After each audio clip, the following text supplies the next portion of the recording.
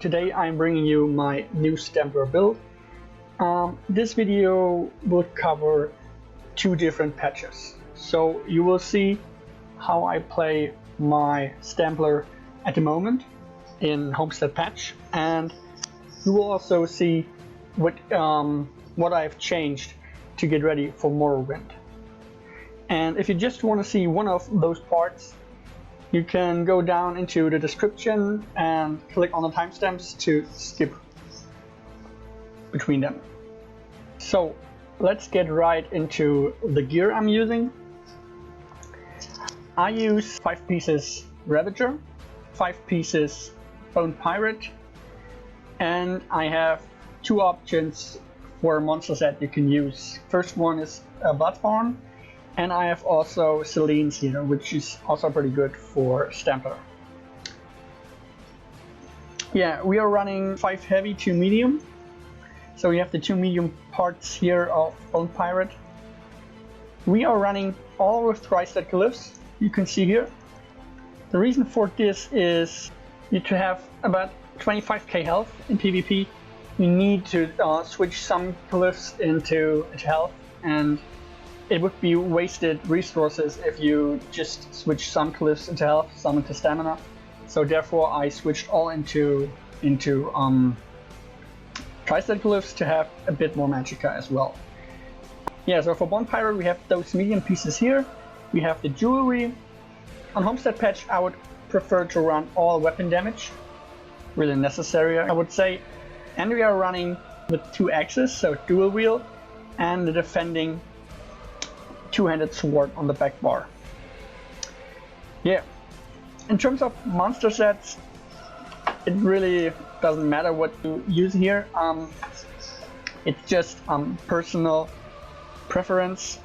So if you're on small scale duels or what else, if you want to do more damage, you shall use Selene's. And open world PvP, if you get outnumbered or something like this, Bloodspawn works really well.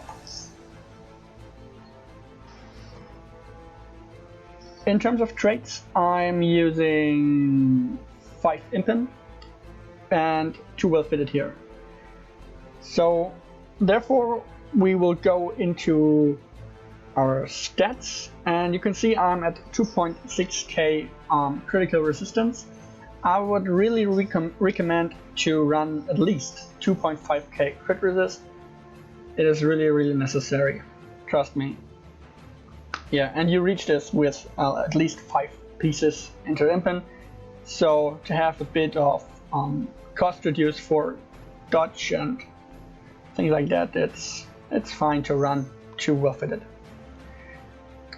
Yeah, we are at 12k magicka, 20k health. That's in PvE, so about 25k health in PvP, 35k stamina. We have fully buffed on our dual bar. We have nearly 3k weapon damage, and we have nearly 2.1k stamina regen. And I will show you what I'm specifically using to reach this amount of stam regen. So first let me explain the sets I'm using.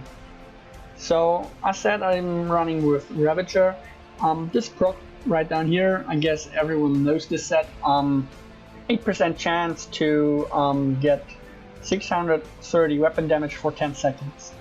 I know it's only 8%, but if you are using Jabs here, you nearly have this proc up all the time. So this is pretty insane, and I would say a must-have for Stamplar build.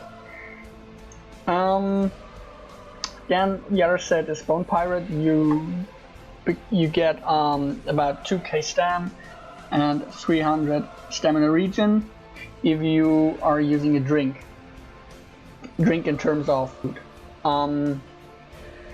So therefore we are running this one here, which gives you 300 stam regen, 3k stamina and 3.5k health, which activates our 5-piece bonus here. And this is also, if you don't use Bone Pirate, this is the best food you can use. The best drink you can use. What else do we use to get this amount of stem regen on heavy armor? We have 2 pieces Bloodspawn, which gives us 124 stem regen for a 1 piece bonus, which is also pretty good. And then we are Redguard. Redguard gives us also 9% stem regen.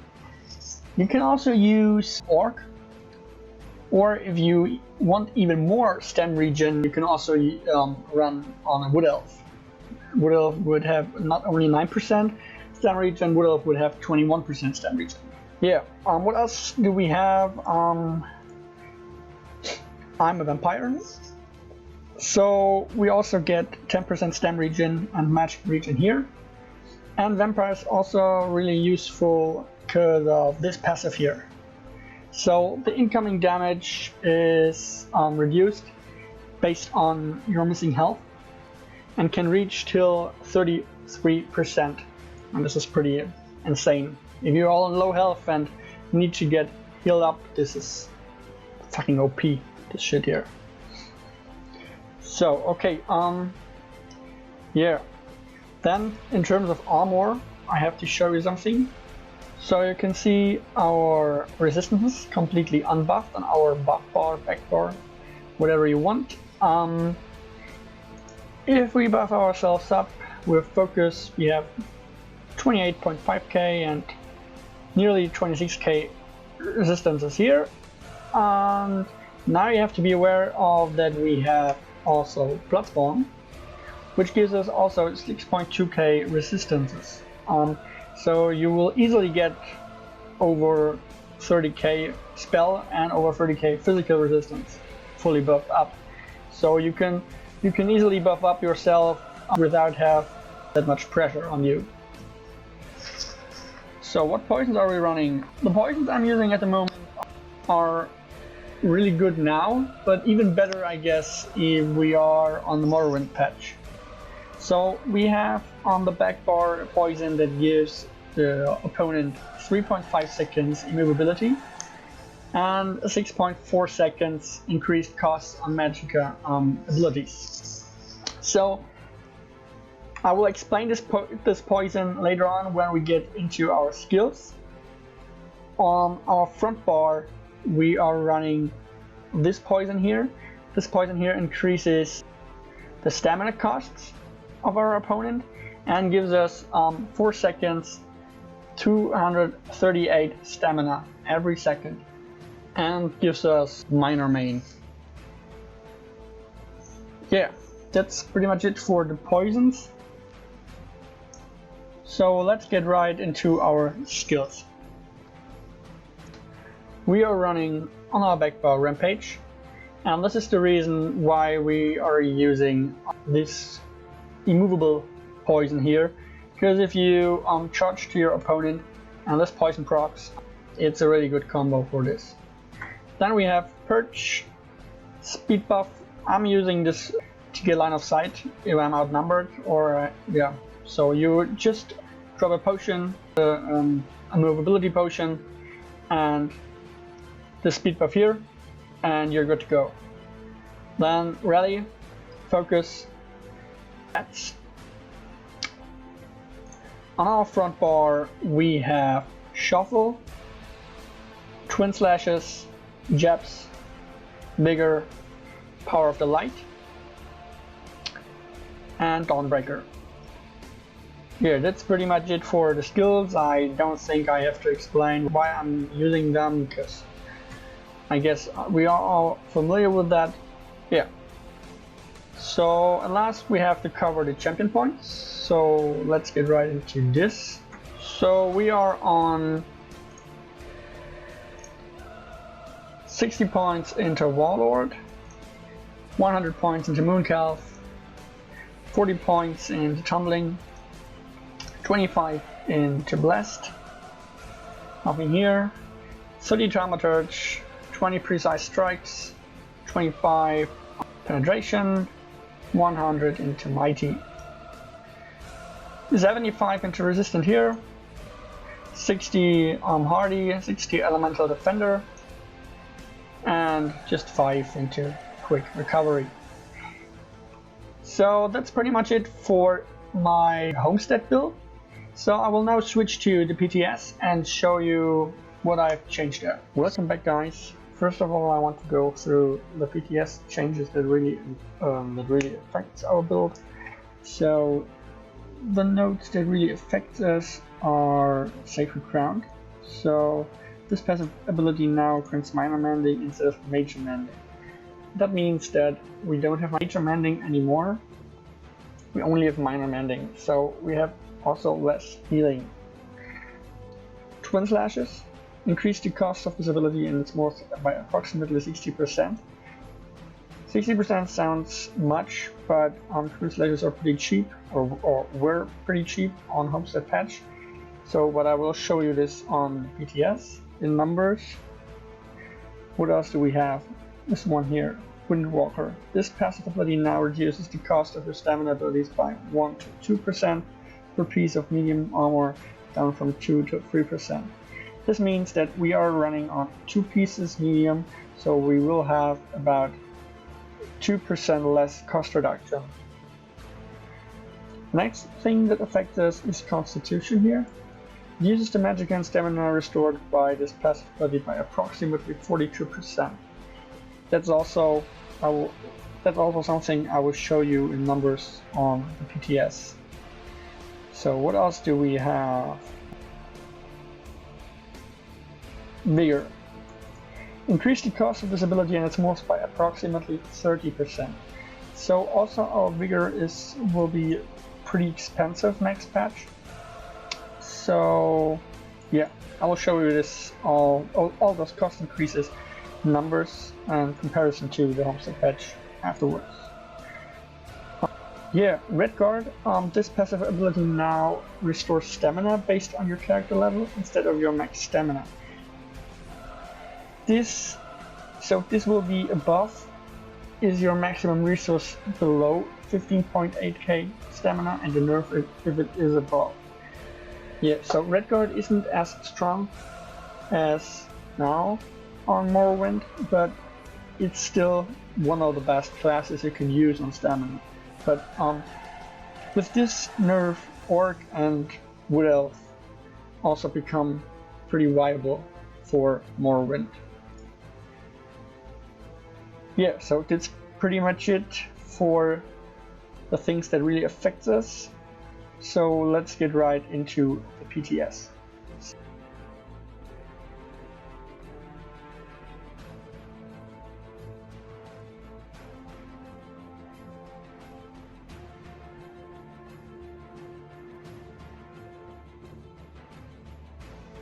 So welcome to the PTS server for Morrowind.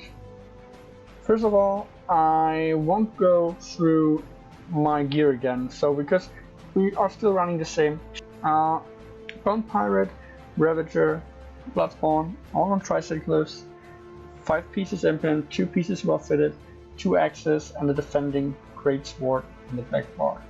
The only thing I changed are the glyphs on jewelry. So we are now on 1 weapon damage glyph, 1 cost reduction glyph, and 1 stamina regen glyph. So let's take a quick look on our stats. We have nearly the same stam regen, same resource pools, same resistances. You can see here 3.3k weapon damage. This is a bug, because you get the whole damage from both dual wield weapons, and so normally this will be on around, I would say, 2.6 or 2.7k weapon damage. So now I will go to the changes I did on my CP. So we are on 50% Warlord. This don't gives you cost reduction anymore. Now it is cost reduction for break free, so 50 points in here. 65 points in the Moon Calf. This is still for stamina regen. Tenacity for more resources from heavy attacks. Also 45 points in here.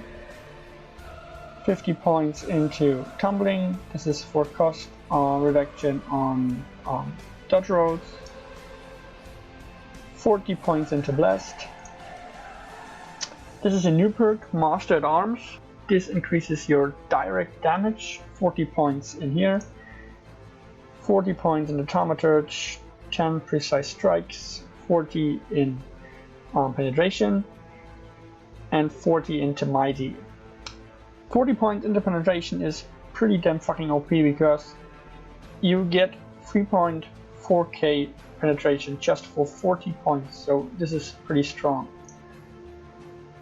Then we have the complete opponent to Master at Arms. We have this one here, which reduces the direct damage you take.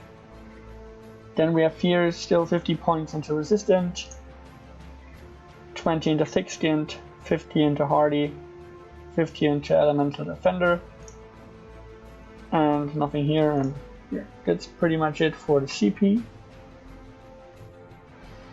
So let's take a quick look on our skills. You can see those are the same skills like on Homestead patch. Skills like Rally, Shuffle, and Jabs cost now about 300 to 500 stamina more as on Homestead. Twin Slashes is now on 1.5k stamina. It was on 800 stamina, so nearly doubled the cost of this skill. And Bigger is now on 3.1k stamina, was on 2.1k stamina. So Bigger has now cost increased of about 1k stam, which you will really notice in PvP. Overall, I can say that this build is pretty good in terms of damage, pretty good in terms of resource sustain for Morrowind patch. You can do also, like I said, for small scale PvP, you can do battlegrounds, you can do duels, and even can do PvP in big groups. Especially if you are on non-CP campaigns, if you have problems to sustain your resources, you can also switch out the last weapon damage flip into stamina regen if you want to, and also you have to do heavy attacks between every skill you use on your opponent to have no problems with your resources. And also the poisons I showed you on the Homestead build are pretty necessary for good sustain in outnumbered situation for PvP. So overall, I hope you enjoyed this video. Leave a comment below and subscribe if you want to see more. As soon as Morrowind goes live, I will do a lot of montage with this build for all kinds of PvP you can do.